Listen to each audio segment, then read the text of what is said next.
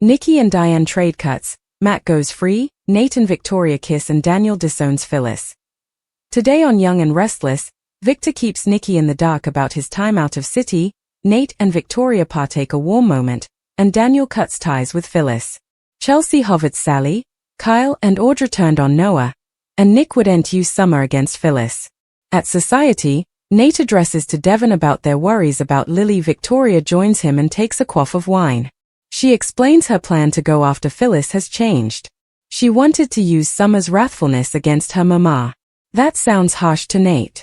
Victoria was hoping her family would help, but he refused and asked for time to suppose about it. Nate notes this sounds like what she did with Billy and the kiddies. She insists this is different and what Phyllis did was more obvious. He can see she feels explosively about this and asks if she's considered what she'll do if Phyllis has won and the Newman heritage is gone. Victoria won't consider failure. Reclaiming the heritage means everything to her and won't let someone as disgusting as Phyllis take what her father erected. She admits that her pater confides in Adam rather than her. Indeed, though, she has no issue with getting her hands dirty. She feels like she needs to prove she's the due heir at law. Nate can understand and wants that for her, but still urges her to come up with a contingency plan. He knows how brilliant and talented she is. He doesn't want her to have any dubieties, so he suggests she suppose about what reinventing herself could look like. She assures him that she'll survive whatever happens. He keeps pushing her to suppose of options. That gives her a chortle, but she won't back down from her commitment to get Newman back. As they exit, she says she appreciates the way he challenges her and stops her from overreacting to effects. He cares about her future, and her. They kiss. In the foyer of the GCAC, Jack corners Victor and starts taking dabs about him being retired. Victor thinks he's a blithering idiot.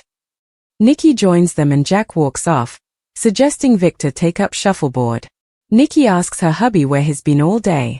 Jack and Diane sit at the bar and drink amalgamations. She sensations at the Newmans showing their faces in public. He's glad for the chance to rub swab in Victor's injuries. She agrees it's once time for Victor to pay for his sins. She spots Victor and Nikki hotting. Seeing him looking trim has her upset.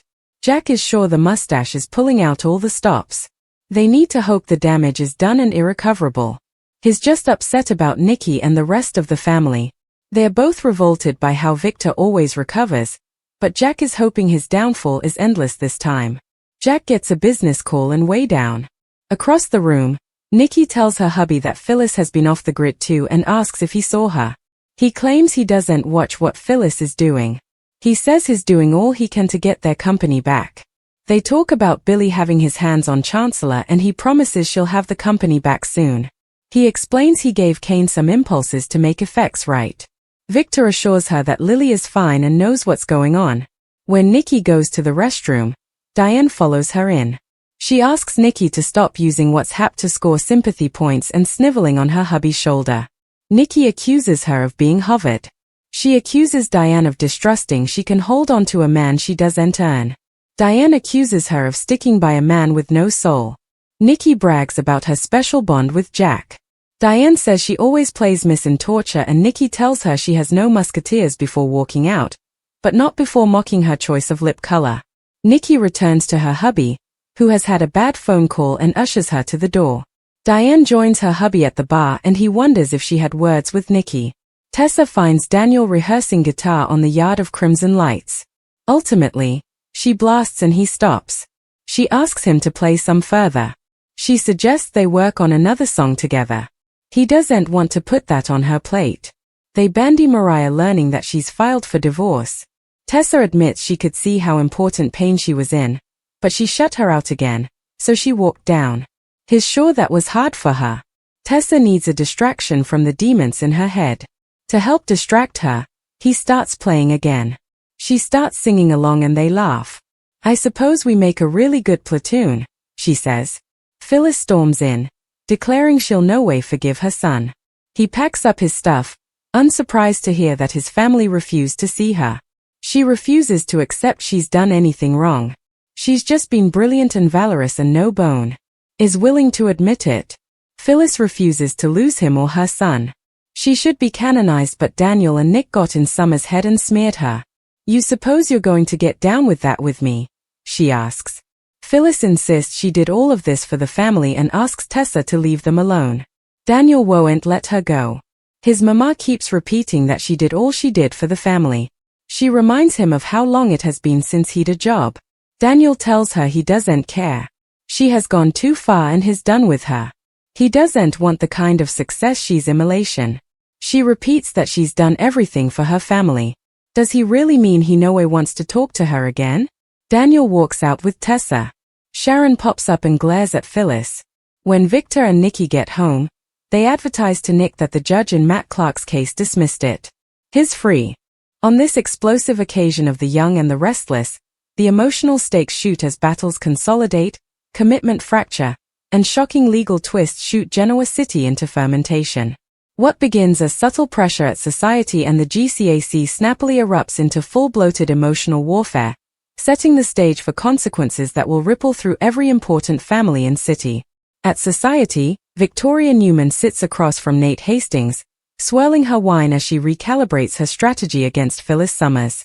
The rage stewing beneath her poised surface is unmistakable. Victoria confesses that she originally considered weaponizing Summers' wrathfulness against her own mama, but Nick refused to play along. That rejection soaked. For Victoria, reclaiming Chancellor and guarding the Newman heritage isn't just business, it's particular confirmation. She feels sidelined, especially knowing that Victor decreasingly confides in Adam. To Victoria, that shift represents a dangerous corrosion of her position as due heir at law. Nate listens precisely, challenging her without dwindling her ambition. He reminds her of once opinions, particularly how her grim pursuit of control once damaged her connections with Billy and indeed her children. This time, she insists, it's different. Phyllis crossed an egregious line. The treason was public, humiliating, and strategic. Victoria refuses to imagine failure, however. She believes the Newman heritage will be irreparably spoiled if Phyllis succeeds. Nate gently presses her to consider contingency plans, not because he doubts her brilliance, but because he fears the emotional cost if she loses. His concern softens her defenses. When they stand to leave, Victoria admits she appreciates how he steadies her. Their connection deepens into a kiss, not impulsive, but purposeful. It signals that while Victoria is waging war professionally, her heart may be opening intimately. Across city at the GCAC, Jack Abbott corners Victor Newman in the foyer, unfit to repel, taking verbal dabs at the so-called sheltered Napoleon. Victor dismisses him as a blithering idiot, but Jack detects commodity beneath the bravado. Nikki joins them, and the pressure becomes palpable. When Jack saunters down, suggesting Victor take up shuffleboard, the slap lingers. Nikki incontinently questions her hubby about his mysterious day down from the megacity. Victor deflects easily, claiming his focus remains on reclaiming their company. But Nikki senses commodity further. At the bar, Diane Jenkins and Jack exchange sharp compliances about the Newman's public appearance. Diane bristles at Victor's adaptability, the way he always seems to recover from desolation. She wants his downfall to be endless this time. Jack agrees, though his concern for Nikki complicates his satisfaction. He may despise Victor, but he knows Nikki frequently becomes contributory damage in her hubby's wars. The grease paint cask truly ignites in the ladies' room when Diane follows Nikki outside. What begins as unresistant aggressive commentary erupts into open hostility. Diane accuses Nikki of abusing sympathy and adhering to Victor despite his moral void. Nikki fires back, criminating Diane of instability and of no way truly earning the love she's hopeless to cover. Their cuts turn cutting and particular. Nikki mocks Diane's makeup. Diane questions Nikki's fidelity to a man with no soul. The exchange is vicious, exposing times of undetermined resentment. When Nikki storms out, the contest feels far from over. Meanwhile, at Crimson Lights, Daniel Romalotti sits outdoors strumming his guitar, seeking peace through music. Tessa Porter joins him, hoping to unite on a new song as a distraction from her own pain.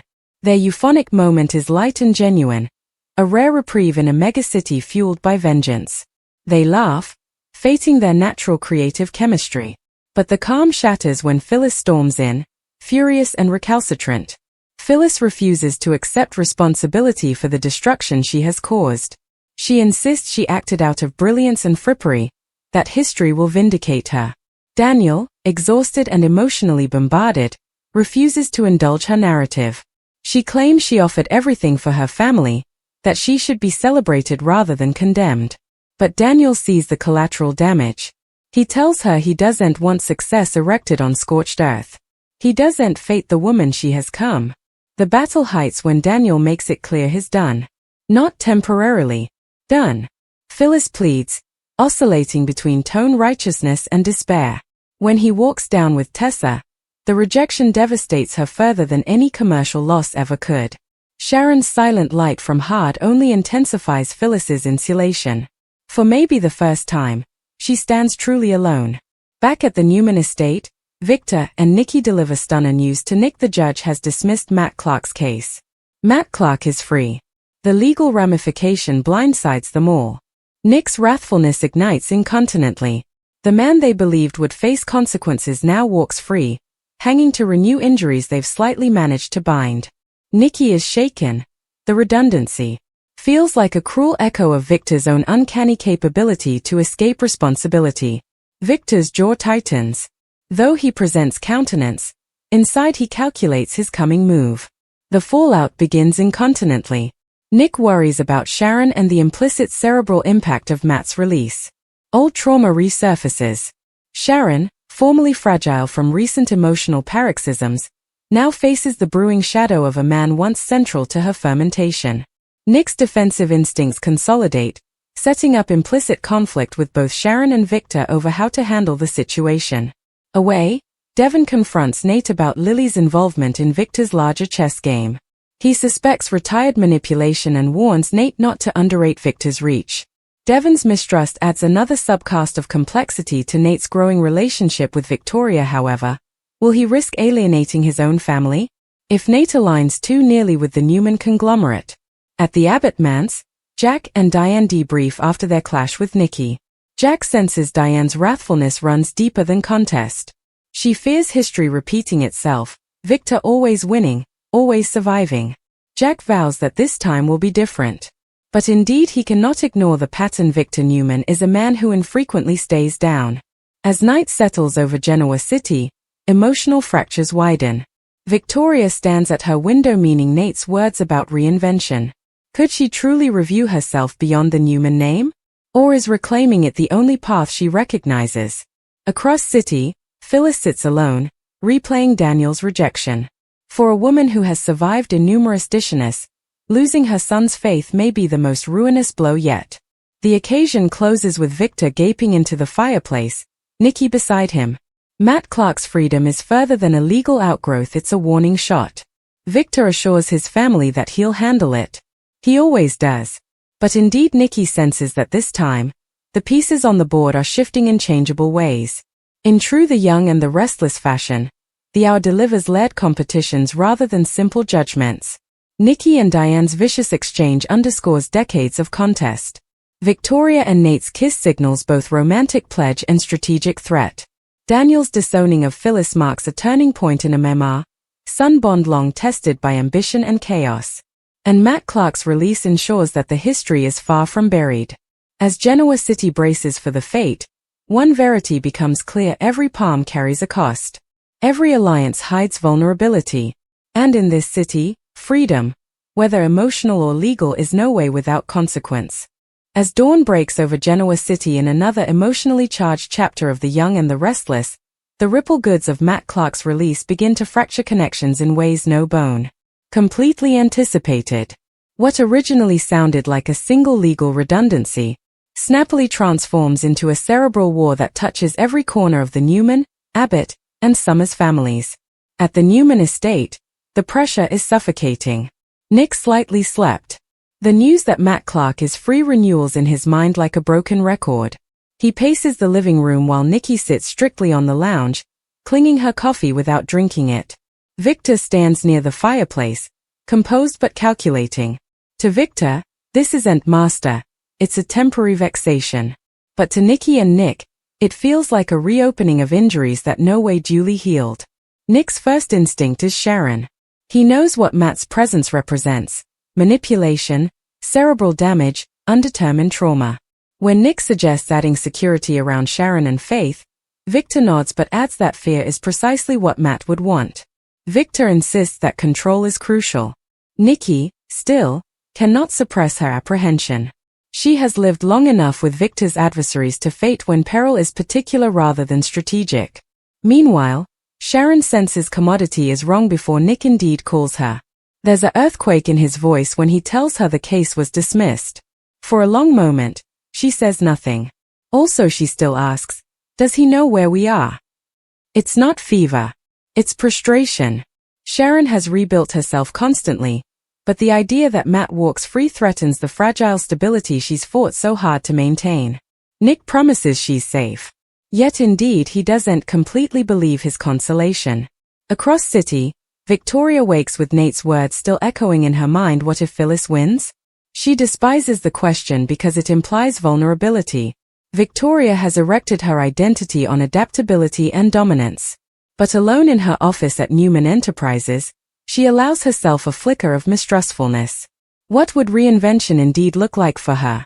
Is she able of being outside the shadow of Victor Newman? When Nate arrives latterly that morning, the air between them carries the warmth of their participated kiss but also implied complications. Nate senses her internal struggle. He doesn't press not yet. Rather, he shifts the discussion to Matt's release and how insecurity within the Newman family could produce broader commercial consequences. Victoria incontinently snaps back into administrative mode. Crisis is commodity, she understands. Emotional query is not. At Society, Diane renewals her battle with Nikki. She tells Jack she doesn't lament a single word. In fact, she believes Nikki demanded to hear the verity. Jack listens precisely, fating that Diane's wrathfulness stems from fear that Victor will formally again recapture power and destabilize everything they've worked to make. Jack's contest with Victor is decades deep, but Diane's contest with Nikki is more particular, embedded in instability and competition for legality. Jack receives a call from a discreet business contact intimating that Victor may have been meeting with investors outside the megacity during his mysterious absence. The recrimination is clear: Victor isn't retired. He's regrouping. Jack shares this with Diane, and her eyes flash with renewed determination. However, the Abbotts must be prepared if Victor is carrying a comeback. Meanwhile, Daniel wanders erratically through Chancellor Park, guitar slung over his shoulder. Disowning his mama felt necessary, but it also felt like ramifying a piece of himself. Tessa finds him there, seeing his inner conflict. She reminds him that boundaries are atrocity. They are survival. Daniel admits that part of him still wants to believe Phyllis can change.